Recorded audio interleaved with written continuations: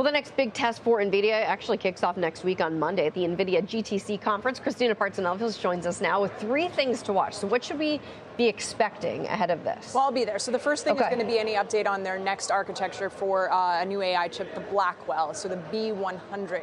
We'll want to know specs, how is the memory content? If the memory content surpasses AMD's latest chip, then that's going to be a negative for AMD. Then we'll also want to know maybe, some details on the average selling price, because that'll affect margins. Some rumors that maybe it'll be about 30% higher than the H100. If that's the case, good news for margins, but may depress demand a little bit.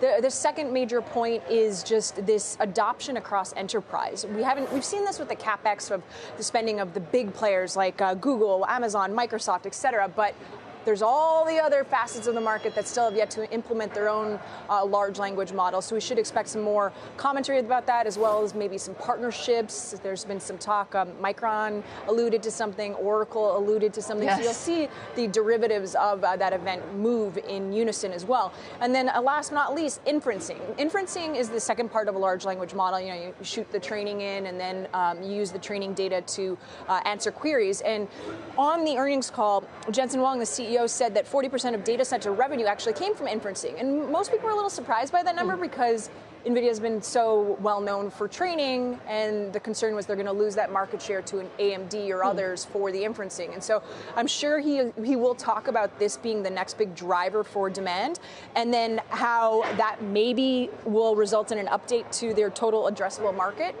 which is at $1 trillion, crazy number. But yeah, I mean, you look at it. What is it? 5 years ago, the market cap was 100 billion, and now it's 2.3 trillion, or a little bit more than that. It's incredible.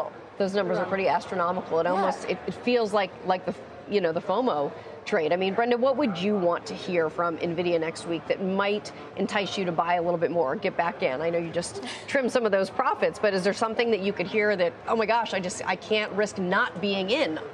Yeah, well, we're still in, for sure. We've just taken a little bit off the top, recognizing just how much of a move we've seen. I personally don't know if there's anything we could hear that we haven't already. I mean, Jensen Huang does a pretty good job on the conference calls talking about this enormous market they have, how every data center needs to be updated eventually, and how they're going to touch all different kinds of businesses. They do have pretty big concentration in revenue right now in terms of customer concentration with the Microsofts and the Metas of the world. So I guess hearing more about how that's going to broaden out potentially in the shorter term could be good news in terms of potential risk from those customers next year not spending quite as much as they spent this year.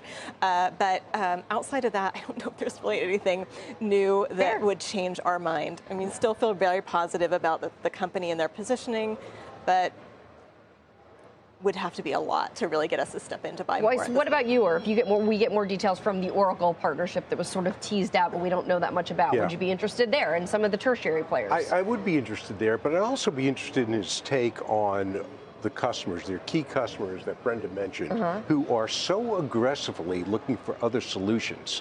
Right? With Taiwan Semi, with ASML providing their most advanced technology to allow the competition to blossom and bloom. Nobody wants to be that dependent on Nvidia as a sole source at very high prices. So I want to know how he's thinking about that, and if he's going to lower prices, for his chips, so that you don't have this massive rush for the door, which is building. I mean, every large tech company's come out and said, we're building our own chips, we're designing our own chips, and ASML is the toolbox for that, and Intel Foundries. So how are you going to compete with that burgeoning threat? So that's what I'd like to know. Okay, that's a good one.